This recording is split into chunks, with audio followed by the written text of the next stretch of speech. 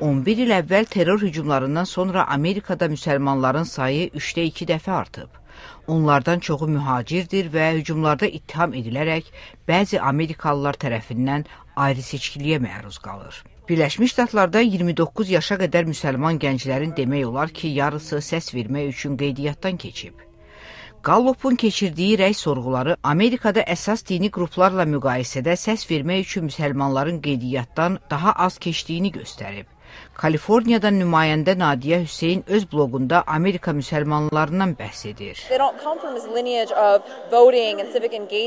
Cəmiyyətimizdə nəzərə çarpan anti-müsəlman ritorikası onları bir müddət siyasətdən təcrid edib, deyə o bildirir. Assalamu alaikum everybody. Birləşmiş Ştatlar Konqresinin 2 müsəlman üzvü bu halı dəyişmək istəyir. Minnesota ştatından Kate Ellison Konqresə 2006-cı ildə seçilən ilk müsəlmandır.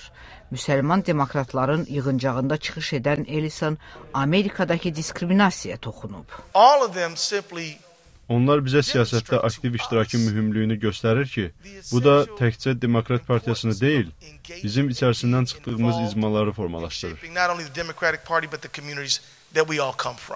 Demokrat müsəlman təşkilatları digər qruplara göstərilən xüsusi maraqları özləri üçün də tələb edirlər.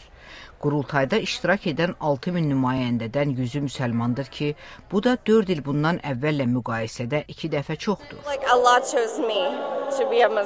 Ohio ştatından nümayəndə Amerikalı Katina Hurani İslamı uzun illər bundan əvvəl qəbul edib. O, səsvermədə böyük müsəlman kütləsinin iştirakının Amerikada müsəlmanlara münasibəti dəyişə biləcəyini deyir.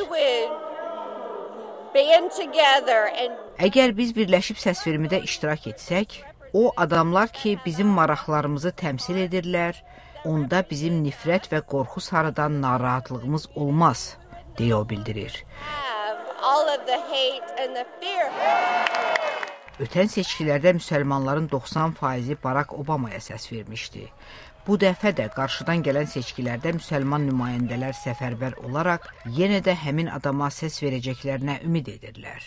Vaşinqtondan Nərminə Cəlqızı, Amerikanın səsi.